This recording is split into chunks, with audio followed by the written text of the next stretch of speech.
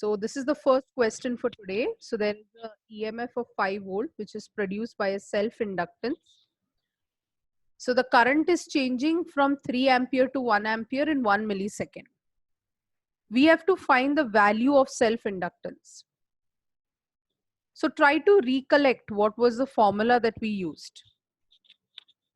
Try to recollect what formula we have used.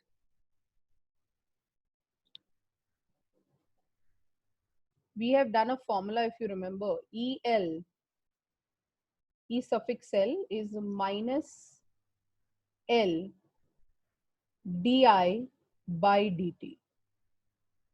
So we had done this formula. So based on this formula, you have to go back to the question. And what was the question saying? The question is talking about EMF of 5 volt. मतलब E दे रखा है उन्होंने. Is produced and the current is changing from 3 to 2 ampere. So that means difference in current is given here in 1 millisecond. तो data में आपको आपके पास E है, E जो है वो 5 है, इज इक्वल टू मॉड ले लेते हैं, L आपको निकालना है, चेंज इन करंट क्या है. तो अगर आप क्वेश्चन पढ़ेंगे तो उन्होंने क्या लिखा है, 3 एम्पियर टू 2 एम्पियर. तो यहाँ पर आप क्या लिख देंगे, 3 एम्पियर टू 2 एम्पियर, मतलब ये डिवाइड हो जाएगा, डिवाइडेड बाय ये क्या है, दिस इज नथिंग बट कितने मिली सेकेंड में हो रहा है, 1 मिली सेकेंड. तो चेंज इन टाइम जो है it is 1 milli second. 1 milli second मतलब 10 टू द पावर ऑफ -3 हो गया, right. 10 to the power of -3 हो गया, तो ये -3 हो गया.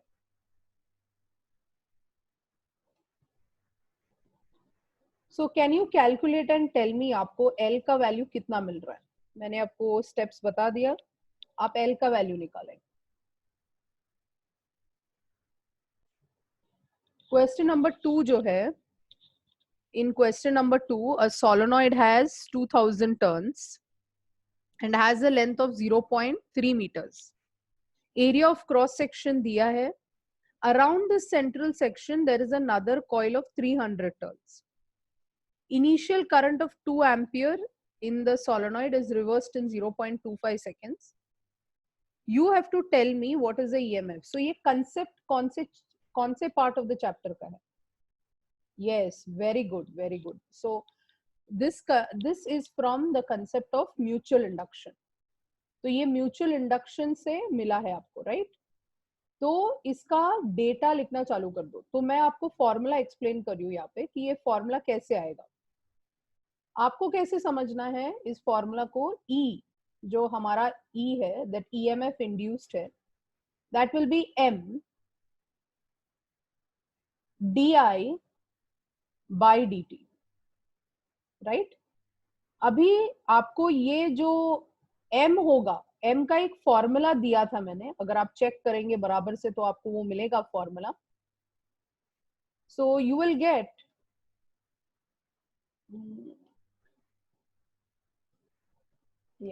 सो अगर आपको याद है mu naught N1 N2 A divided by L into multiplied by di by dt. तो आप इस फॉर्मूला के हिसाब से करें. अभी म्यू नॉट का तो आपको पता है कि फॉर्मूला हो जाएगा 4 पाई. तो आपके नोटबुक में आप फास्टर कर सकते हैं. 4 पाई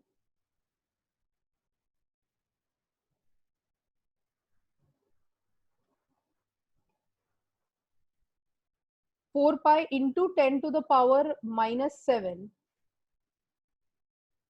क्योंकि 4 pi into 10 to the power -7 mu naught का वैल्यू है. अब जाके देखे N1 क्या है. N1 इज नथिंग बट यहाँ पे नंबर ऑफ टर्न्स कितना दिया है, 2000 टर्न्स, और दूसरा वाला कितना दिया है, 300 टर्न.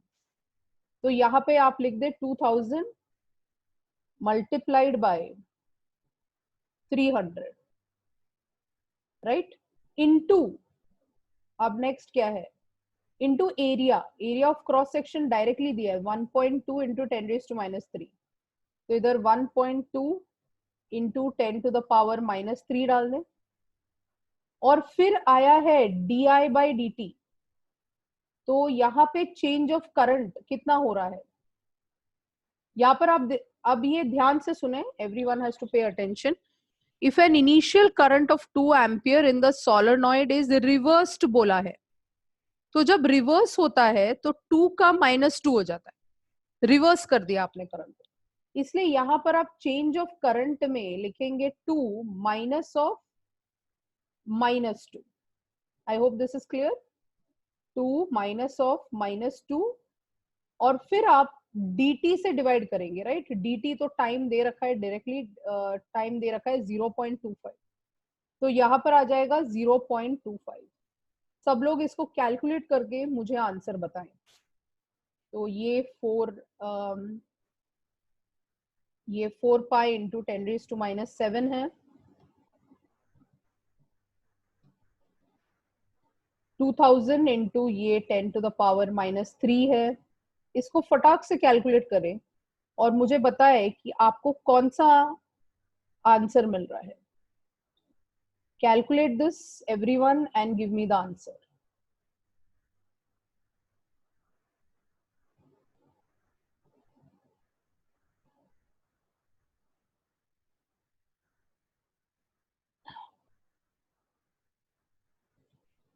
एल नहीं है बेटा इसमें, अपने को ईएमएफ ढूंढना है. हमें क्वेश्चन क्या पूछा है, find the EMF induced in the coil. ये एक म्यूचुअल इंडक्शन का क्वेश्चन है, तो उसमें कौन सा आ रहा है, एम आ रहा है. एम, एल नहीं आ रहा है. यहाँ पे आप देखो एम आ रहा है, एम दिख रहा है. तो एम को हमने फॉर्मूला एडजस्ट किया है, mu naught n1 n2 a by l. So quickly calculate करें. ये mu naught n1 n2 a by l तो m है, और फिर ये di by dt है जो यहाँ सब्सटीट्यूट किया है. तो देखो कितना आंसर आ रहा है.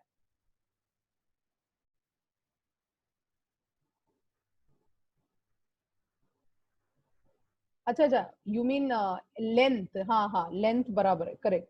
तो ये 0.3 है. Thank you thank you. तो ये डिवाइड यहाँ पर, ये जो पूरा है इसको डिवाइड करके 0.3 से भी डिवाइड करें, करेक्ट. तो आप यहाँ से 0.3 डाल दे. Yes, very good. ये 0.3 से डिवाइड होगा. तो ये जो है a डिवाइडेड बाय l. अच्छा, ये l की बात हो रही थी. Yes, l is length. तो ये 0.3 से डिवाइड करें और ये बताए कि आपको यहाँ कितना मिल रहा है. कैलकुलेट करें और बताए कि कितना मिल रहा है फटाक से. ईएमएफ कितना इंड्यूस हो रहा है.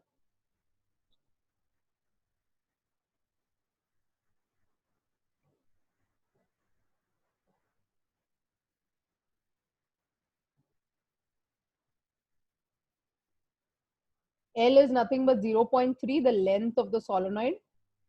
हमने वो सब्सटीट्यूट किया है यहाँ पे. अब उसको कैलकुलेट करके बताएं. सो 48 मिली वोल्ट, डी ऑप्शन आना चाहिए. अगर आप प्रॉपरली इसको कैलकुलेट करते हैं तो आपको डी ऑप्शन आना चाहिए, दैट इज 48 मिली वोल्ट आएगा. So I hope that is clear. Moving on to the third question. अब इसको ध्यान से पढ़े. I want everyone to answer. The mutual inductance between two coils is 1.25 Henry. देखो directly दे रखा है, कैपिटल M दिया है. If the current in the primary changes at a rate of 80 ampere per second, कोई मुझे बता सकता है कि ये 80 एम्पियर पर सेकेंड क्या है. ये 80 एम्पियर पर सेकेंड क्या है. Please get involve in the discussion. सबको आंसर करना है. ये 80 ampere per second. Yes, very good. 80 ampere per second is di by dt. हमें क्या पूछा है, EMF induced in the secondary. चलो स्टार्ट करो. अगर ऐसा है तो हमें ऑलरेडी पता है, यू नो द फॉर्मूला, हमने अभी अभी किया. E is equal to m di by dt. तो आप क्विकली आंसर बताएं. ये फॉर्मूला यूज करना है, सब कुछ दिया है. So what answer will correspond here? What will be your answer for question number 3?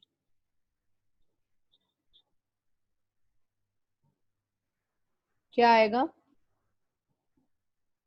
M is 1.25. 1.25 into 80. फटाक से कितना आ रहा है? Yes, very good. Dheeraj, Sakshi, everyone has answered. Answer will be 100. That means the option is D. Yes. Very good, excellent. Moving on to the next question. Question number 4.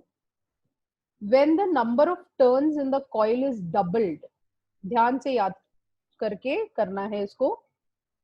When the number of coils in a when the number of turns in a coil is doubled without any change in the length of the coil, its self inductance becomes. When the number of turns in a coil is doubled, number of turns को हमने double कर दिया, of a single coil without any change in the length, उसके self inductance को क्या होगा? क्या वो 4 times होगा? क्या वो double हो जाएगा? क्या वो half होगा? Yes, I'm very proud of you. So the answer is going to be 4 times. तो ये 4 times क्यों आ रहा है? I hope you remember. 4 times याद है क्यों आएगा? क्योंकि L is equal to, because L is equal to, अगर आपको याद है, L is nothing but equal to, मैंने एक फॉर्मूला दिया है आपको, n स्क्वायर, याद है? n square a by l. एक फॉर्मूला दिया था आपको, n square a by l, mu naught n square a by l. So if you can remember this formula. So this formula is nothing but mu naught n square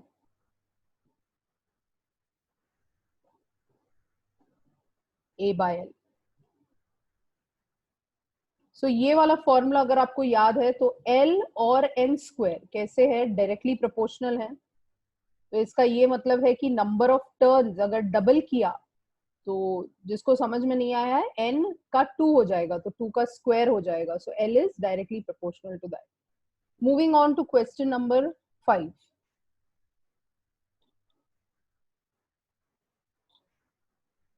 If a current of 3 amperes flowing in the primary coil, याद है आपको 2 coil होता था mutual induction में.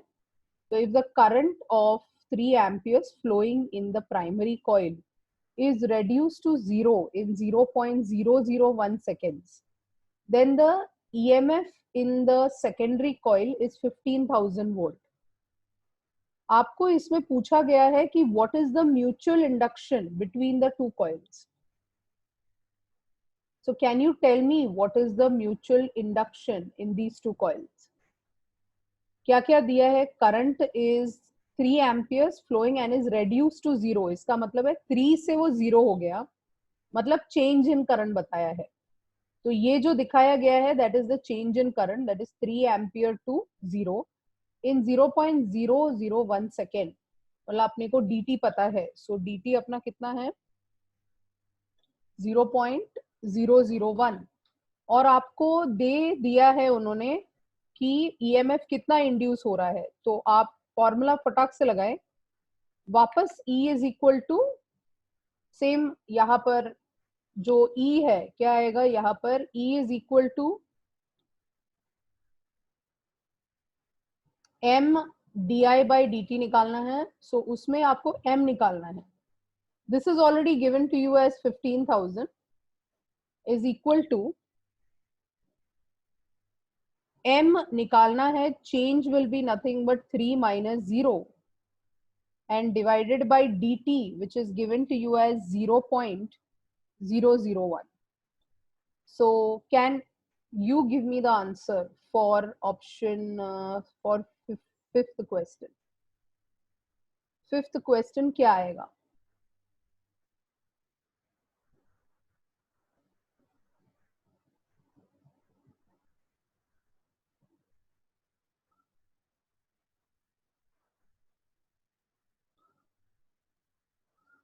Yes, very good. आपको 5 मिला रहेगा. That is 5 answer आना चाहिए. That is option B. Okay, so I hope you got that. So ये 15 into 10 raised to 3 है, और ये जो है this is 10 raised to -3 है. तो इससे आपका आंसर 3 5 टाइम्स कटेगा, तो आपको 5 आंसर आना चाहिए. तो आई hope it is absolutely clear. Minus दिखाने की जरूरत नहीं है बेटा, that is only the opposition, that is only direction. तो नेगेटिव साइन दिखाने की जरूरत नहीं है, हम सिर्फ मैग्नीट्यूड निकाल रहे हैं. तो इसलिए हमारा आंसर यहाँ 5 हो जाएगा. ठीक है. तो moving on to the next question.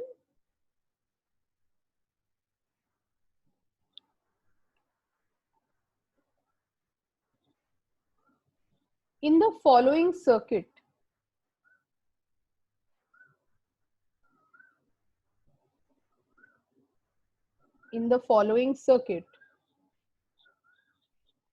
इसको पढ़े.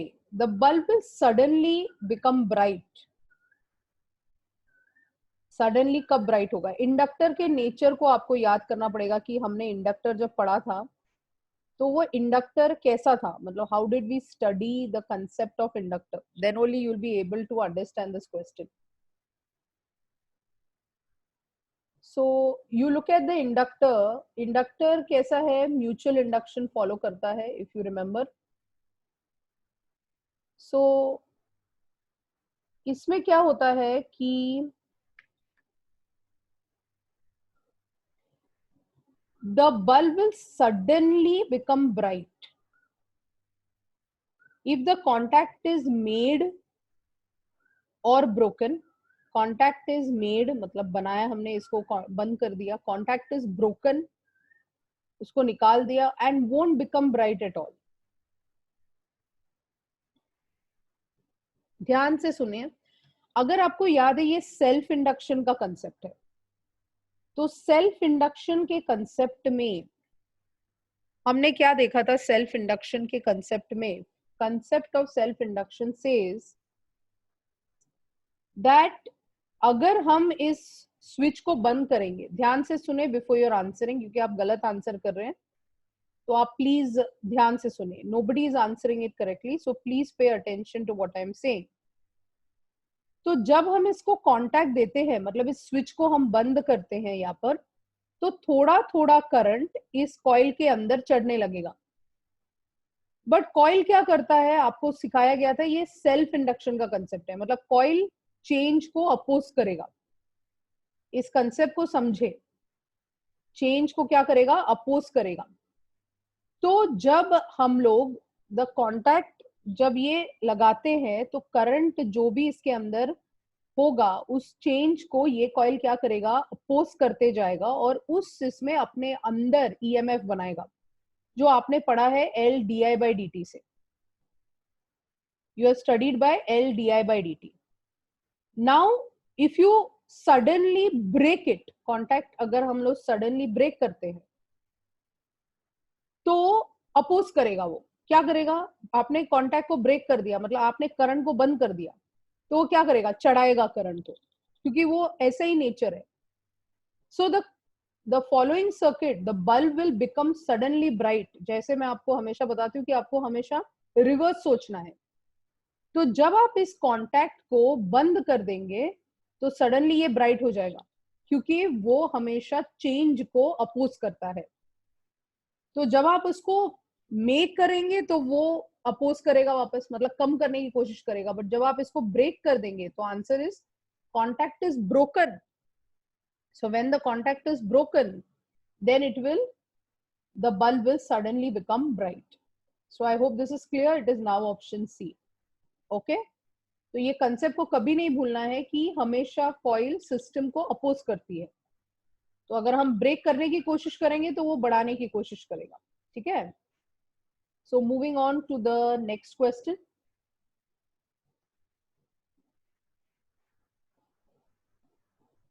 Self inductance of a coil. Self inductance of a solenoid is. अब आपको थोड़ी देर पहले हमने सोलेनॉइड का फॉर्मूला देखा. उस फॉर्मूला के हिसाब से L इज इक्वल टू क्या लिखा था हमने? Mu naught n square A by L लिखा था. उसके हिसाब से what do you think is the answer? Is it directly proportional to current? Is it directly proportional to its length? Is it directly proportional to area of cross section? Or is it inversely proportional to area of cross section? So we have already seen the formula. The formula was mu naught n square A by L. So which answer do you think is correct? Excellent. So the answer is option C, because it is directly proportional to area. Very good. Next, question number 8. Mutual inductance of the two coils can be increased by. अब mutual induction के formula को याद करो. Mutual inductance के formula था mu naught n1 n2 a by l. So which option do you think is correct here? Decreasing the number of turns, increasing the number of turns, winding the coil on a wooden core, or none of the above. So which one will be correct? Yes, excellent. So all of you are studying. I'm very happy about it. So physics is after all life, and you are doing extremely well. So the answer is option B, increasing the number of turns. Excellent. Keep it up. Moving on to the next question. The unit of inductance, आपको सारे units बताए गए थे. Flux का unit discuss हुआ था, self inductance का unit discuss हुआ था. तो यहां पर आपको क्या लगता है कि what is the unit of self inductance? You can refer your book for this, but I want the answer. L is equal to phi upon I होता था. L is equal to phi by I. Phi का अगर आपको unit याद है तो आप guess कर सकते हो. Yes, excellent. Again, very good. It is volts second per ampere. That is option C will be your right answer. That is question number 9. Question number 10 आप अभी खुद से करेंगे.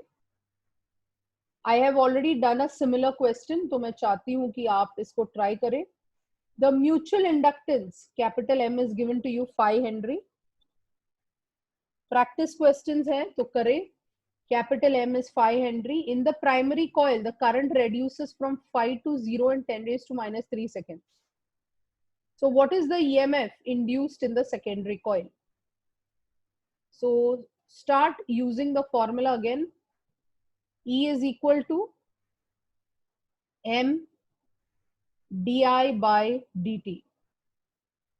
ये फॉर्मूला में आपको यूज करना है. So you know that it is 5 Henry is the capital M. Capital M दिया है. 5 एम्पियर to 0, तो 5 minus 0 लेना है di. और यहाँ पर dt लेना है 10 raised to minus 3. तो E is equal to M di by dt में सब्स्टिट्यूट करें और मुझे बताए कि EMF कितना आ रहा है.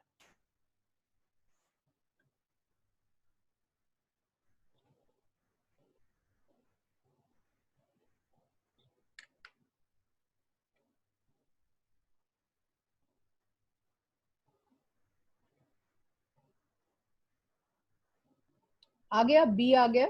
Okay, very good. तो आ रहा है ना? B आ रहा है. Okay, so 25 into 10 raised to 3 आएगा. ओके, चलो. Moving on to the next question, question number 11. A varying current, question को पढ़े. A varying current at the rate of 3 ampere per second, मतलब di by dt, in a coil generates an EMF of 8 millivolt in the secondary, in the nearby coil. मतलब वापस mutual induction का question है, क्योंकि near by coil बोला, 2 coil बोला, तो समझ जाने का ये म्यूचुअल इंडक्शन का क्वेश्चन है. What is the mutual induction? वापस यूज करें. E is equal to M di by dt and give me the answer for question number 11.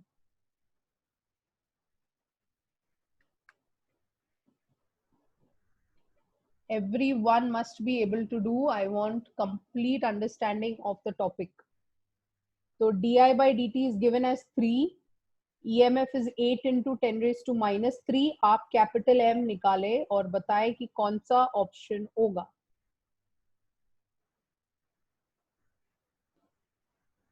हमें निकालना है what is the capital M, मतलब M म्यूचुअल इंडक्शन दिखाना है. EMF is 8 into 10 raised to minus 3. Yes, Vikas, I can see that it is A. कितनी बार A लिखेगा? Yes. So answer is 2.66 millihenry. So option A is your right answer. ठीक है? Moving on to the next question. 12. If a current of 10 ampere flows in 1 second through a coil and the EMF induced is 10 volt, तो मैं क्यों आपको ये समझा रही हूँ, क्योंकि सेल्फ और म्यूचुअल में काफी लोग मिस्टेक्स करते हैं. तो जब एक सिंगल कॉइल की बात हो रही है, so then it is always E is equal to LdI/dt. E is equal to MdI/dt तभी आएगा जब हमारे पास दो कॉइल है. तो यहाँ पे सिंगल कॉइल है, करंट दे रखा है 10 एम्पियर और EMF दिया है 10 volt. Then what is the self inductance, मतलब L of the coil. So can you please try this question?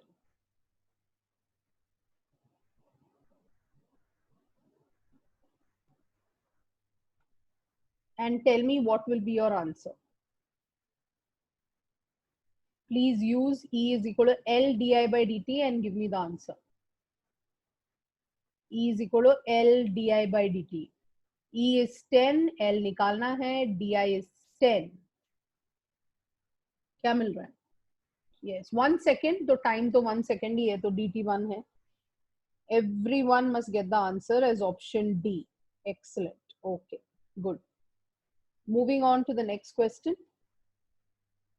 The inductance of a close packed coil of 400 turns is 8 millihenry. So a current of 5 milliampere is passed through it.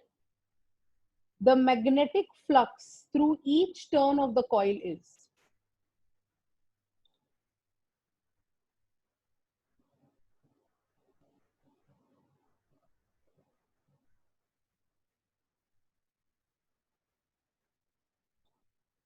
इसको थोड़ा ध्यान से करना.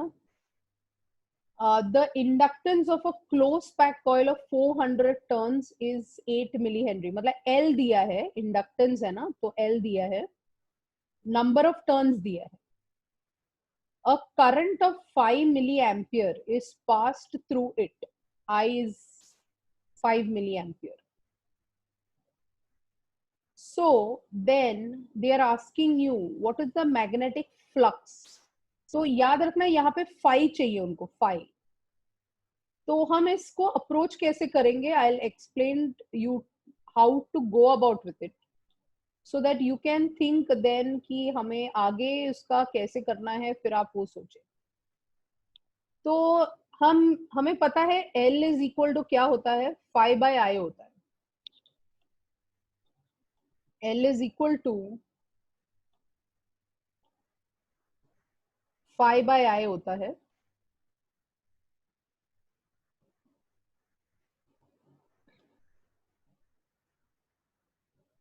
आप इसको सोचेंगे कैसे? L is equal to phi by I है, तो अगर n नंबर ऑफ टर्न्स है तो हम n phi by I लेंगे, n phi by I लेंगे. So if you see this n phi by I, इसमें से we can find out what is flux. So हमारा flux क्या हो जाएगा? हमारा flux, if you rearrange this, हमारा flux हो जाएगा L I. So I'll just put this is I, okay, not L. ये I है तो उसमें confuse मत होना. L is phi upon I, तो n turns के लिए n phi by I. तो phi क्या हो जाएगा? Li upon n. अब देखो कि आ रहा है क्या. अब इसको यूज करो एंड क्वेश्चन की तरफ देखो. The question says the inductance of a close pack coil of n number, मतलब 400 turns is 8 millihenry and the current is given to us. So 8 millihenry हमारा ये है. So 8 into 10 to the power minus 3 अपना ये आ जाएगा, that is L. Current दिया है अपने को, that is nothing but 5 milli ampere. तो 5 into 10 to the power minus 3 डाले आप. Divided by number of turns. Number of turns जो है 400 है, तो 400 डाल दे। तो टेल मी ये करने के बाद आपको क्या मिल रहा है?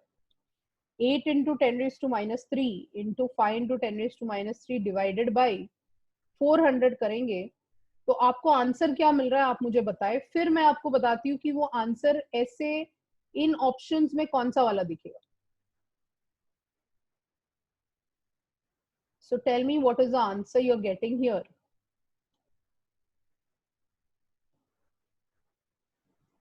Yes, very good. So आपको 10 to the power -7 मिलता होगा, बराबर है?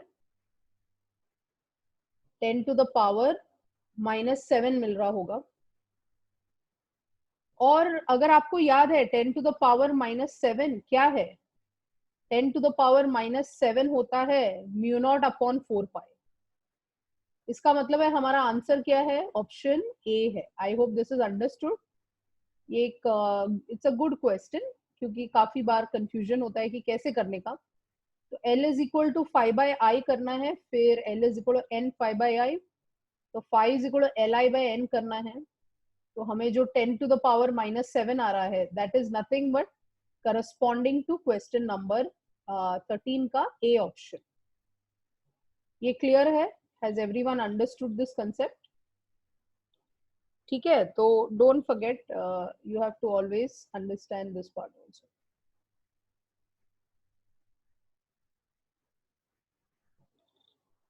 नेक्स्ट क्वेश्चन की तरफ जाए। Can I go to the next question?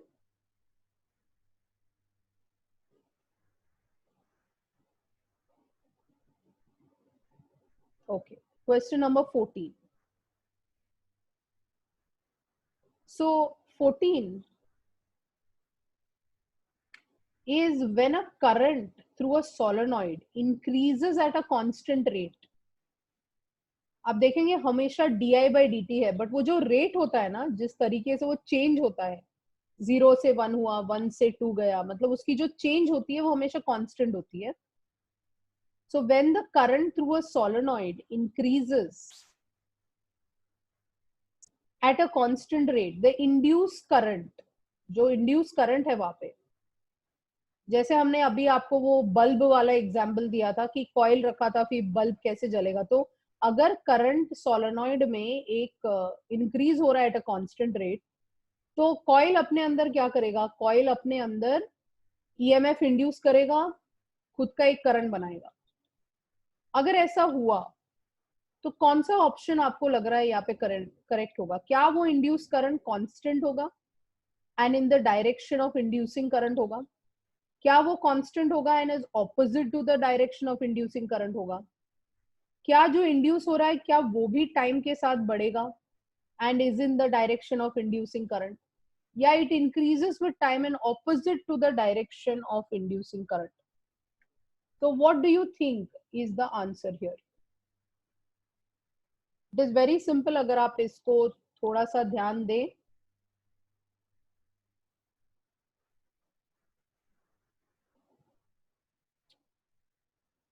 नहीं, आप जो आंसर कर रहे हो वो गलत है।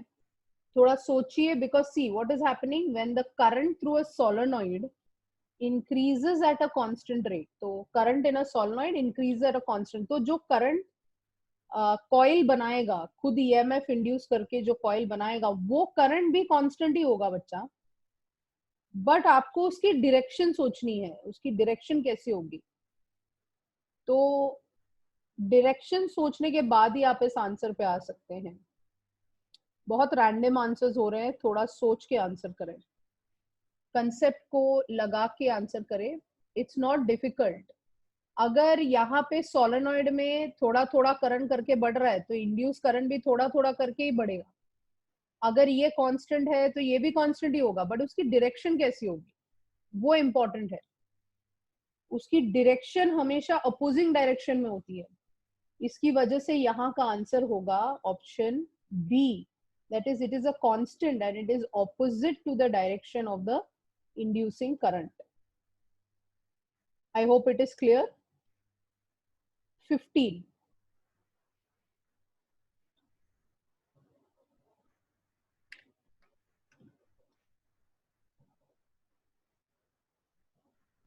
आप इसको ट्राई करें, अभी मेरे हिसाब से आपको आना चाहिए ये। If in a coil rate of change of area is given to us, rate of change of area दिया है, मतलब फ्लक्स क्या होता है, बी ए कॉस थीटा होता है, ठीक है।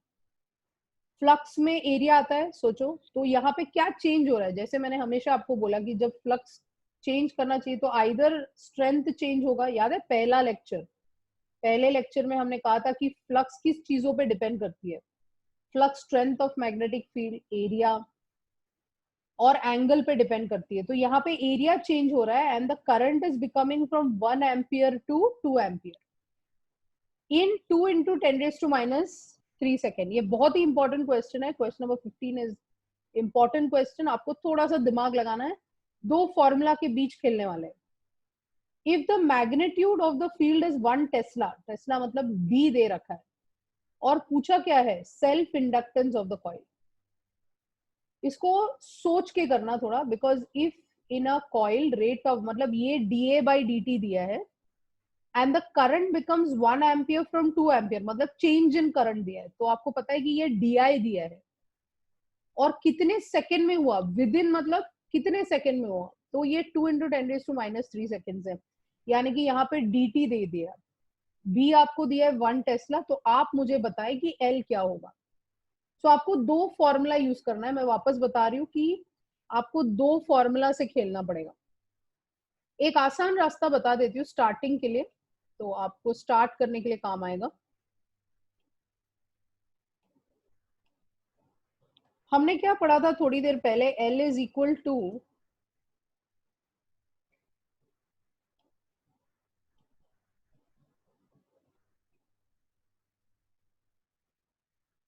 N phi by I। हमने पढ़ा था L is equal to N phi by I, right. अब L का एक फॉर्मूला क्या है, N phi बाय I, मतलब can I write this as N phi is equal to Li, ऐसा लिख सकते हैं, N phi is equal to Li। अब इसकी डेरिवेटिव निकाल देते हैं, N is equal, N constant है तो डेरिवेटिव निकाल लेते हैं। तो अगर हम इसका डेरिवेटिव निकालेंगे तो ये D phi by D T आ जाएगा, is equal to L D I by D T हो जाएगा, ठीक है।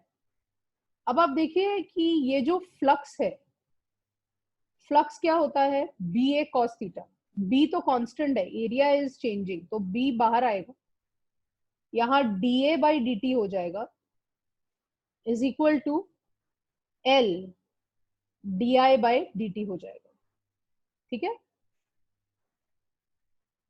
अगर ऐसा हुआ तो I am just putting this as I, ताकि वो आई में कंफ्यूजन नहीं हो। तो अगर ऐसा हुआ तो फिर हम लोग यहाँ से एल, देखो एन हमें पता है, नंबर ऑफ टर्न्स दे रखा है, तो आप सिर्फ सब्सटीट्यूट करें। नंबर ऑफ टर्न्स क्या है हमारे पास, नंबर ऑफ टर्न्स दे रखा है, हाँ it's a in a coil बोला है, इन अ कॉइल मतलब 1, तो एन 1 है, ठीक है। मैग्नेटिक फील्ड कितना दिया है, magnetic field is given to us as 1 tesla, तो बी भी 1 है। डीए में क्या आ गया, 5 मीटर स्क्वायर पर मिली सेकेंड, तो 5 अपॉन 10⁻³ आएगा यहाँ पे, मतलब ये साइड लेफ्ट हैंड साइड में क्या हो जाएगा, ये 1 है, ये 1 है, ये हो जाएगा 5 divided by 10⁻³ is equal to, आप देखिए डीए बाई डी अपना आ गया। एल अभी क्या है, एल हमें निकालना है, एल हमें पता नहीं है। D I by D T क्या है, दिया है, कितने इसमें चेंज हुआ है, इट इज 2 to 1, तो यहाँ पर आ जाएगा 2 to 1 डिवाइडेड बाय, अपना टाइम कितना दिया है, it is given as 2 into 10⁻³ तो अगर आप इसको सॉल्व करेंगे आप मुझे एल बता सकते हैं, क्विकली आप मुझे बताएं कि एल क्या होगा, क्विकली आप बताएं, ध्यान से करें, it's an important question, question number 15। तो जब आप वीडियो वापस रिवाइज करेंगे तो याद रखना question number 15 is important. answer. Can I go to the next question? I hope this is clear. ये एक important question था. 16 की तरफ जा रहे हैं. The inductance of a solenoid is 0.5 meters. The inductance of a solenoid is 0.5 meters. Across a cross sectional area दिया है 20 centimeter square with 500 turns. So आपको L ढूंढना है. क्यों ढूंढ सकते हैं फटाफट? L का फॉर्मूला आपको पता है. We have discussed.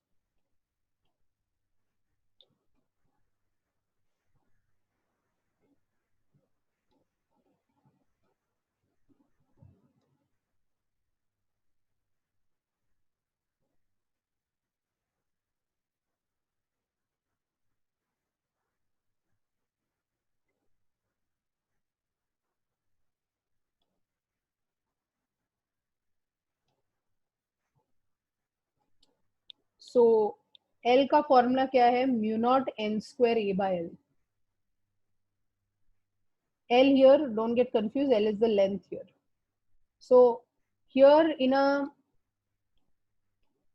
inductance of solenoid 0.5, मतलब L पता है, area of cross section पता है और 500 turns पता है. Quickly calculate and tell me, according to the formula, L is equal to mu naught n square a by L. What will be your answer?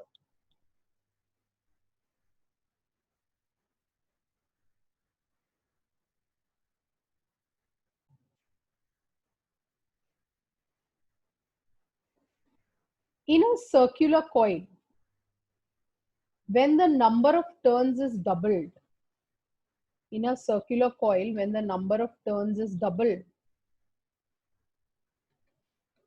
and the resistance becomes 1/4 of its initial, then inductance will be.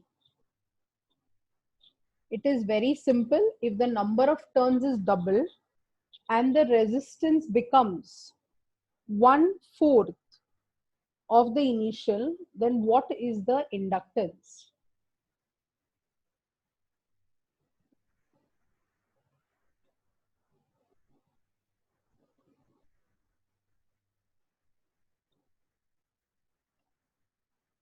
क्या लग रहा है आपको answer?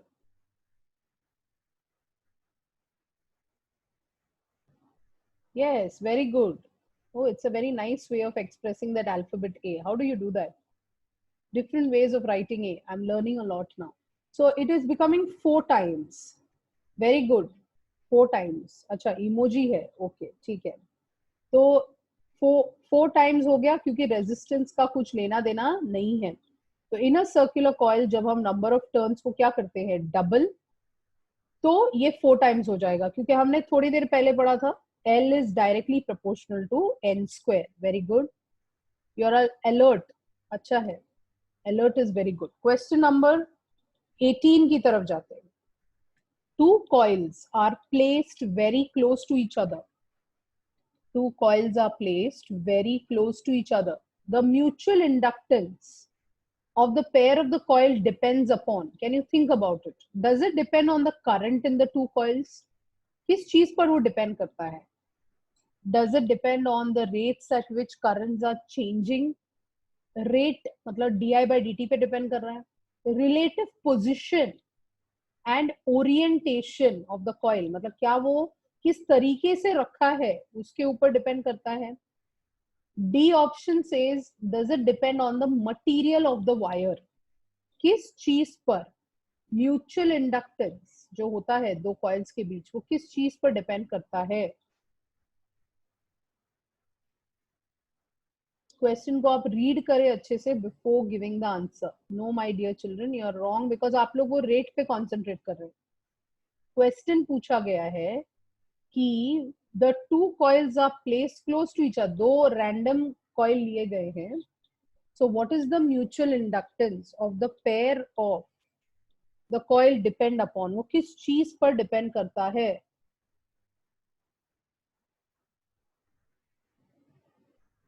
Yes, tell me. What does it depend upon? Yes, everyone. People are changing the answer now. So the relative position and orientation पे depend करता है। जब भी हम दो कॉइल्स को प्लेस करते हैं तो वो दोनों कॉइल जो है, जिस तरीके से आप दोनों कॉइल्स को प्लेस करते हैं वो बहुत ही इंपॉर्टेंट है कि how you are going to place those coils is very very important. So if you are going to take one coil like this, then the other coil that you take must be exactly in the same orientation. इसको same orientation कहते हैं। तो हम इस coil को ऐसे नहीं रख सकते, तो याद रखना ये कॉइल ऐसे नहीं रख सकते, हमें इस कॉइल को जो है इसी ओरिएंटेशन में रखना है ताकि वो एग्जैक्टली फेसिंग ईच अदर हो जाए। सो ओरिएंटेशन हमारे लिए बहुत इंपॉर्टेंट है, हमारी पोजीशन उसके लिए बहुत इंपॉर्टेंट है, तो ही म्यूचुअल इंडक्शन होगा। समझा? अगर ऐसा रखा नहीं, मतलब इसका मतलब क्या है, इसका ये मतलब है कि पहले रखो तो सही बराबर से, they are place close to each other, तो पहले अगर हम ऐसा उनको रखेंगे, या आपने जैसे देखा कि हम एक को एक के अंदर रखते हैं, मतलब आपके हिसाब से अगर देखा जाए तो हम एक को जो है इसके अंदर रखते हैं, एक के अंदर एक रखते हैं, मतलब एक को यहाँ रख देते, यानी कि ये दोनों जैसे है को उनका एक्सिस कॉमन हो जाता है। तो पहले आप रखेंगे, रिलेटिव पोजीशन के बारे में सोचेंगे, फिर आप रेट ऑफ करंट के बारे में सोचेंगे। तो यहाँ पे मोस्ट अप्रोप्रिएट आंसर देखो, याद रखो ये एमसीक्यू है। एमसीक्यू में ऐसा नहीं है कि बाकी तीनों गलत है, बाकी तीनों ऑप्शंस गलत नहीं होते, बट द क्लोजेस्ट आंसर ढूंढना होता है, हमें वो आंसर चुनना होता है जो सबसे क्लोजेस्ट है। तो पहले हम रिलेटिव पोजीशन और ओरिएंटेशन के बारे में सोचेंगे, तो पहले ऑप्शन सी होगा, ठीक है। फिर उसके बाद हम उसमें जो फ्लो हो रहा है वो करंट के बारे में सोचेंगे। तो आई होप ये कंसेप्ट क्लियर हो गया, ठीक है। ओके, क्वेश्चन नंबर 19 की तरफ जाते हैं। When the current changes from 2 ampere to -2 ampere, मतलब चेंज ऑफ करंट दिया है, जैसे आपको पता है ऑल्टरनेटिंग करंट है तो इसलिए पॉजिटिव टू नेगेटिव करंट है ये, in 0.05 seconds an EMF of 8 volt is induced in the coil. तो ईएमएफ क्या हो गया है 8 volt. What is the coefficient of self induction, L पूछा है। चलो फटाक से फॉर्मूला लगाओ, E is equal to L di by dt। So I hope ये आंसर आपको ऑप्शन क्या मिला भाई? यस, ए ऑप्शन आया, very good very good. Let's come to these two questions, see whether you can answer both of them. Which of the following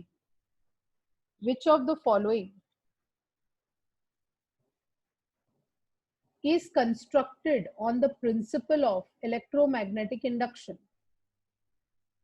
Which of the following is constructed on the basis of electromagnetic induction?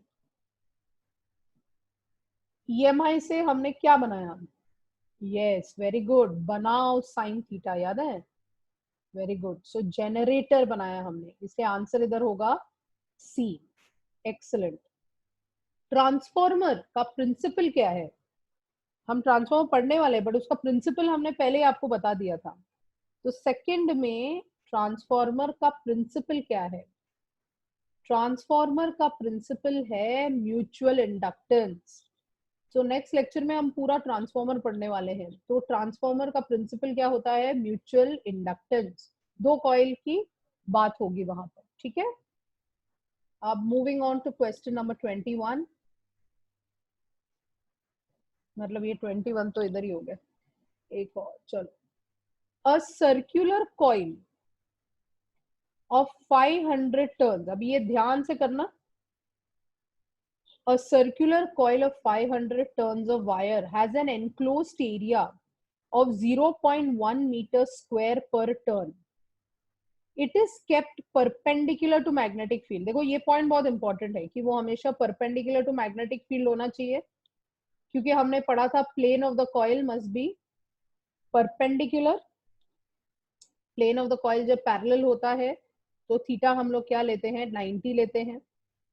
Plane of the coil जब perpendicular होता है तो ही maximum flux होता है। तो it is kept perpendicular to the magnetic flux, यानी कि हम थीटा की बात हो रही है यहाँ पे कि वो थीटा 0 है तो मैक्सिमम फ्लक्स आएगा।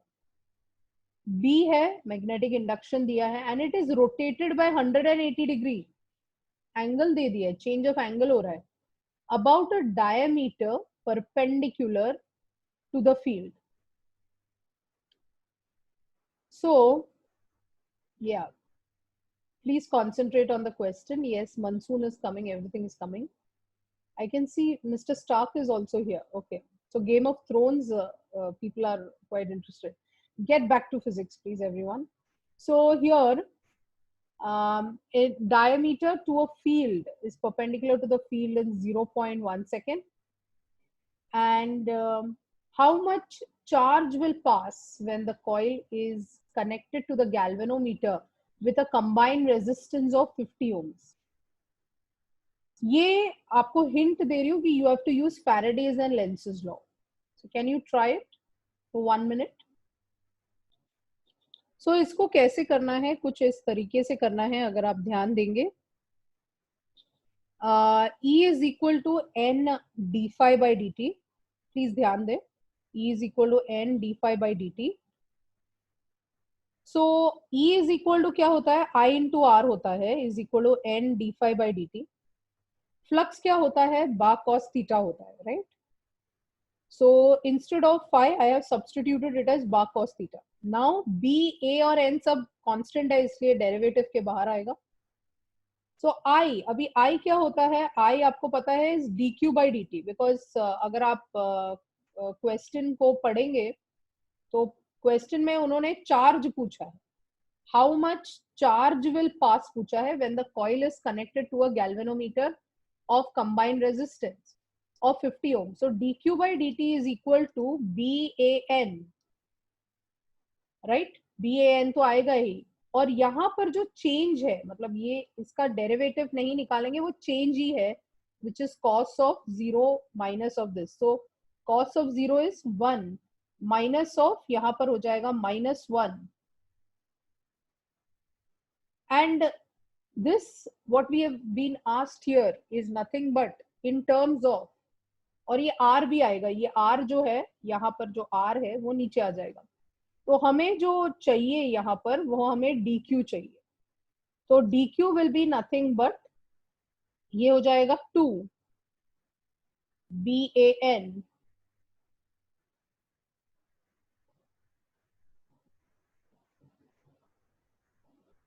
multiplied by dt divided by R.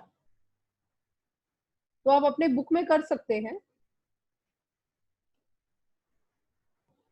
I के बदले dq by dt डाला मैंने, NBA cos of ये 2 हो गया मेरा, बाकी सब कुछ दिया गया है. तो using this please solve this quickly and tell me what answer you are getting.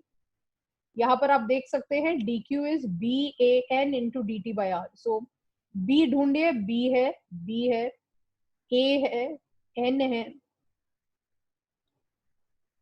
into dt that is 0.1 second divided by R कितना है, 50 है. तो इससे आपको आपका dq मिल जाएगा. तो tell me how much is for question number, आपको क्या आंसर आ रहा है for 21?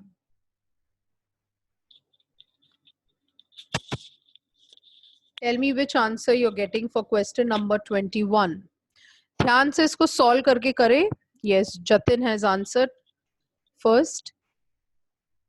Pineal, please solve and get me the answer. आपको मिलेगा because dq is nothing but 2 BAN into dt by R. मैंने आपको यहाँ डिराइव करके दिखाया है, so you can get it.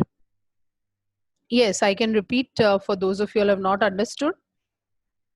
I hope everyone got the answer as 0.4. आपका answer आना चाहिए in question number 21.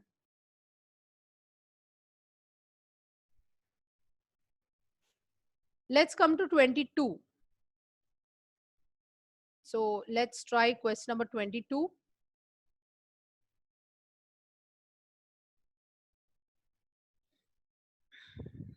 Yeah. I know you're, आप जाग रहे हो, ठीक है. 22. So a coil of 100 turns and an area of 5 square centimeter is placed in a magnetic field of 0.2 Tesla. The normal to the plane of the coil makes an angle of 60 degree with the direction of the magnetic field. What is the magnetic flux? Flux का formula क्या होता है? Flux का formula सब लोग बताएं मुझे, क्या है फ्लक्स का फॉर्मूला?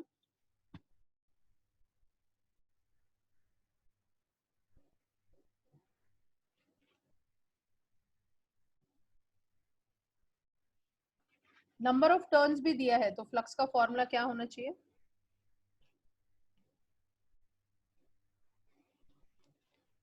फ्लक्स का फॉर्मूला हो जाएगा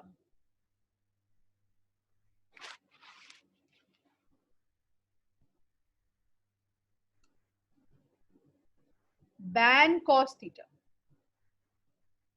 क्या होना चाहिए? Ban cos of theta.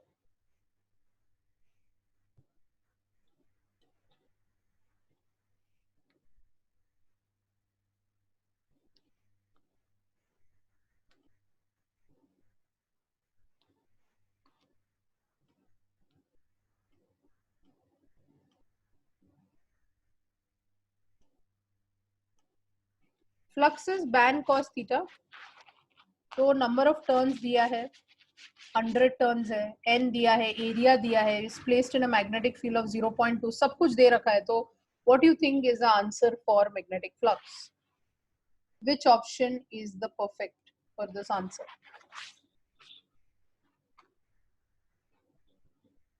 Yes, it will be 5 milliweber. Okay. I like the way you have written ban cos theta. Very good.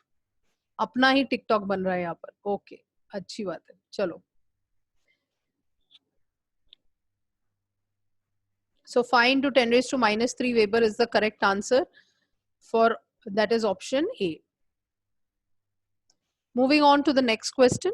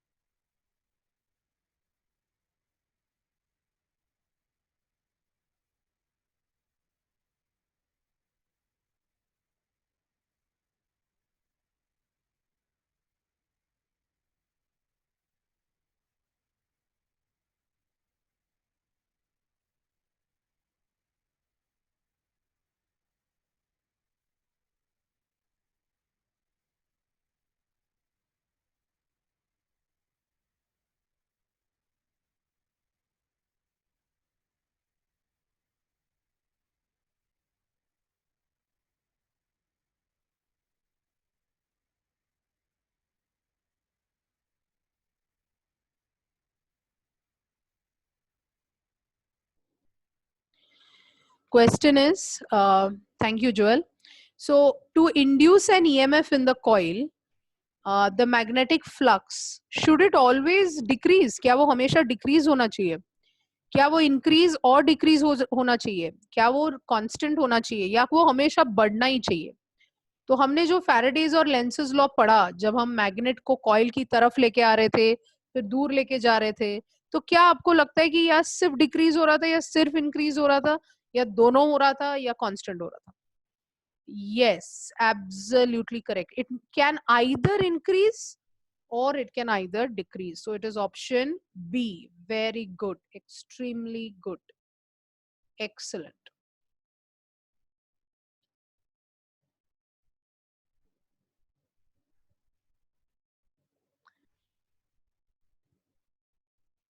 (24) In the diagram, if a bar magnet is moved,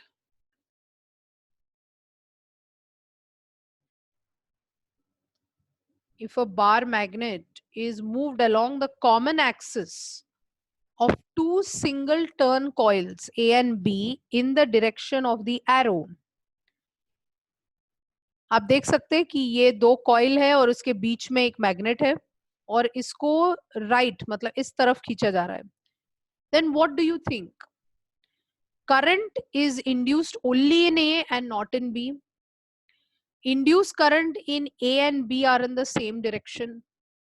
Current is induced only in B and not in A, and induced currents in A and B in the opposite direction.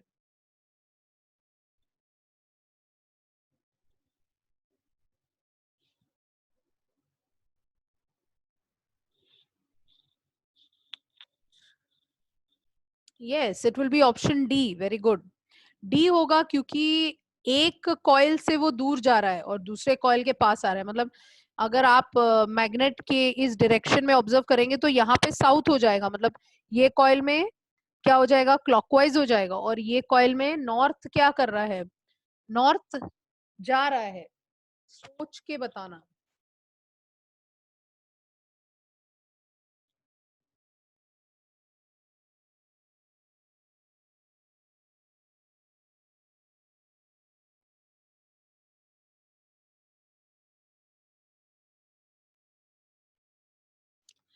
याद रखना ऐसे questions में क्या होता है कि आपको सोचना पड़ता है कि ऑब्जर्वर किधर है, तो ऑब्जर्वर हमेशा जो होता है वो यहाँ पे खड़ा होता है। सो यहाँ से क्या दिख रहा है, अगर साउथ आ रहा है और ये वाला कॉइल है तो इसका ये वाला पोर्शन में वो एस है, बट पीछे इसके पीछे एन होगा, तो यहाँ पे नॉर्थ होगा, और ये जो नॉर्थ जा रहा है तो यहाँ पे क्या बनेगा, साउथ बनेगा। तो आई होप ये आपको समझ में आया कि हमें ऑब्जर्वर कहाँ पर है ये बहुत इंपॉर्टेंट है। इसे ऑब्जर्वर यहाँ खड़ा है, जहां पर ये एरो दिखा रहा है यहाँ पे ऑब्जर्वर है। तो अगर आप यहाँ पे जाएंगे तो साउथ जब आ रहा है तो inner part of it will be south, but उसका outer part will be north. So observer इधर है तो उसको जो दिख रहा है वो नॉर्थ दिखेगा, और यहाँ पर उसको साउथ दिखेगा, इसलिए induce current in A and B are in the opposite direction. So ये जिस तरीके से आप देखते हैं उसके हिसाब से है। So here the answer is option D only, but it depends on where you are looking from. आपको देखना है कि कहाँ पर ऑब्जर्वर है। सो ये बहुत जरूरी चीज है कि ऑब्जर्वर किधर है, इसलिए ये क्वेश्चन रखा गया था। सो इफ से फॉर एग्जाम्पल आप एक कॉइल को कंसिडर करेंगे, तो ये कॉइल ऐसा है, राइट? तो जब आप एक कॉइल को कंसिडर करते हैं उसका जो इनर पार्ट और आउटर पार्ट है, तो अगर मैंने आपसे कहा कि यहाँ पर वो क्लॉकवाइज मोशन में करंट है, सो अगर क्लॉकवाइज है तो इसके पीछे क्या होगा, इसके पीछे एंटी क्लॉकवाइज होगा। I don't know whether it is clear to you, have you understood what I am saying?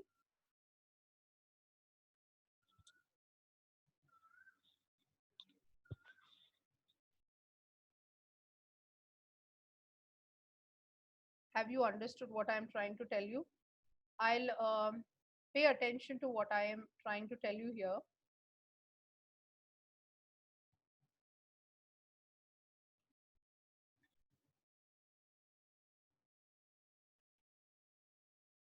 So if you are going to talk about the coil, so अगर ये coil है आपका, say for example ये coil है, ठीक है? तो अगर ये coil है तो अगर आप यहाँ पर clockwise direction ले रहे हैं, तो आप ध्यान देना मैं क्या कर रही हूँ, अगर आप यहाँ पर क्लॉकवाइज डायरेक्शन ले रहे हैं तो यहाँ पर क्लॉकवाइज है, बट मैं पीछे खड़ी हूँ, तो जो चीज आपको क्लॉकवाइज दिख रहा है आगे से, वही चीज मेरे को पीछे से एंटी क्लॉकवाइज दिख रहा है। Is this clear? कि अगर आप कोई भी चीज को आगे और पीछे कंसिडर करेंगे तो दोनों डायरेक्शन में फर्क है। से ये कॉइल है आपका और आपने आगे से देखा तो ये कैसा है, क्लॉकवाइज है, तो ऐसे क्लॉकवाइज है आपके लिए, बट पीछे से मैं देख रही हूँ तो मुझे वही चीज कैसे दिख रहा है, एंटी क्लॉकवाइज।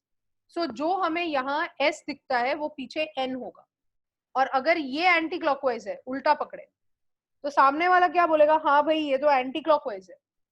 तो अगर ऐसा देखेंगे, फ्रंट पोर्शन से देखेंगे, तो ये बोलेगा कि ये एंटी क्लॉकवाइज है, बट मैं तो पीछे खड़ी हूँ तो मुझे वही एंटी क्लॉकवाइज मुझे यहाँ क्लॉकवाइज दिखेगा।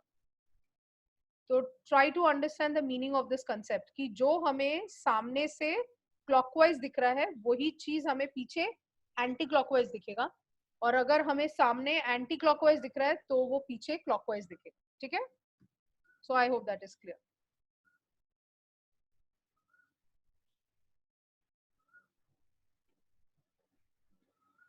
25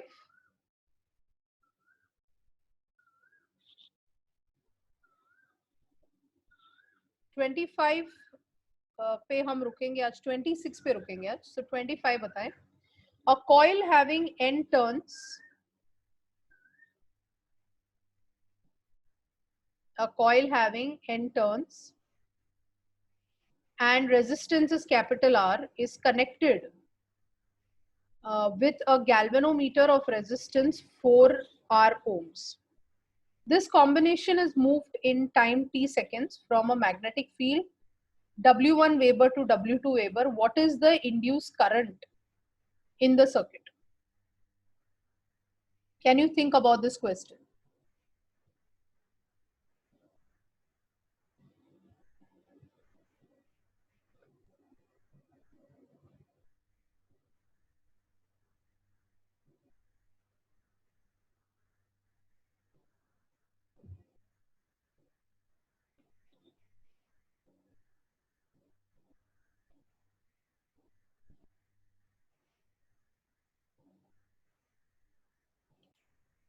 A coil has n turns and the resistance of the coil is given as R is connected to a galvanometer. Abhi galvanometer is a current measuring device.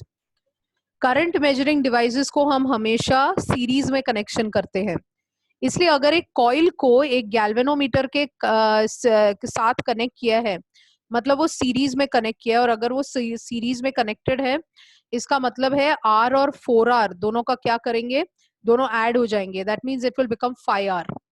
So total resistance यहाँ पे 5R है, ये first line से हमें समझ में आ रहा है. तो first line tells us that the total resistance is nothing but 5R. Please pay attention. So this combination, now do not answer. When I'm answering you, please pay attention. This combination is moved in time t seconds. तो time दे रखा है from a magnetic field W1 Weber to W2 Weber. आप देखेंगे ये जो दिया है weber है, मतलब ये फ्लक्स दिया है. सो ये उन्होंने फ्लक्स दिया है, मतलब डी फाई जो चेंज है वो फ्लक्स दिया है. तो what is the induce current? So when you are thinking about this, what you have to understand is that यहाँ पर हमें ऑलरेडी पता है आई क्या होगा, I is nothing but E by R. I is nothing but E by R, Ohm's law, simple Ohm's law. But हमारा जो E है यहाँ पर, आर तो वैसे का वैसे ही है, बट हमारा जो ई है वो actually minus N D phi by D T है.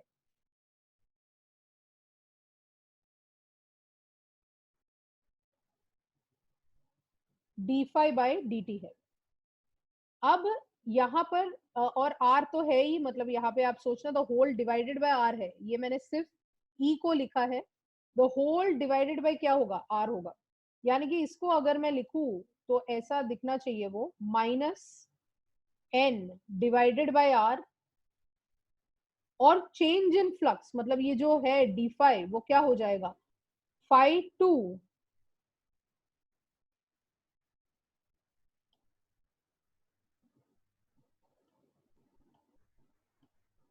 यहाँ पर हो जाएगा phi two minus of phi one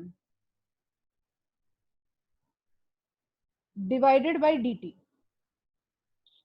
so इस केस में it will become minus N. जब आप अपने बुक में लिखेंगे तो माइनस एन के बदले छोटा एन आएगा क्योंकि उन्होंने वैसा दिया है.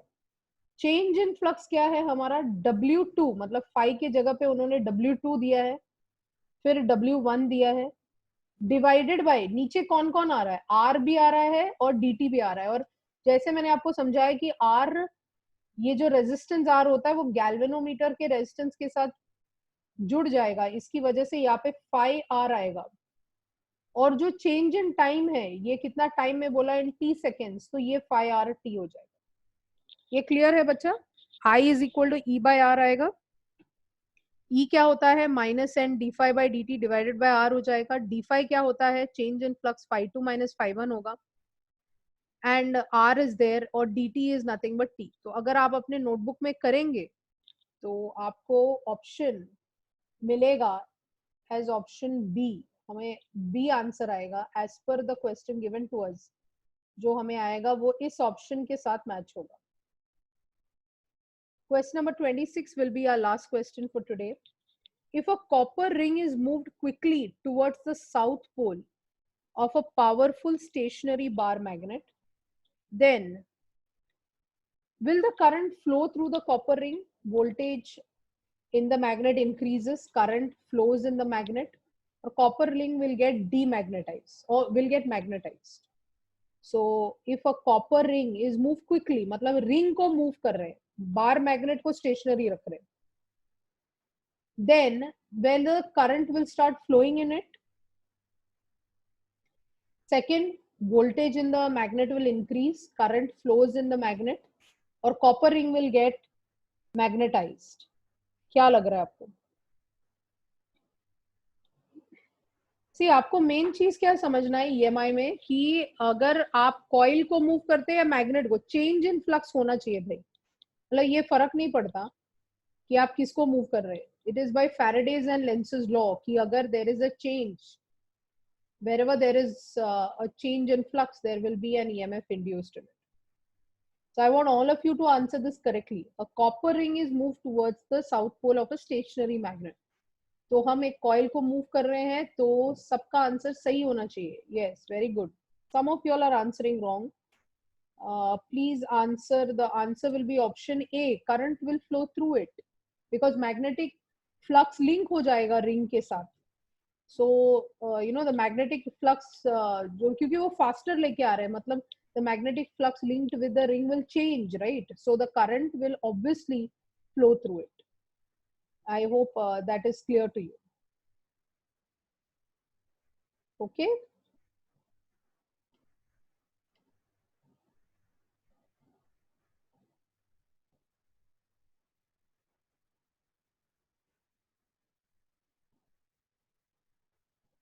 So that's it from me today.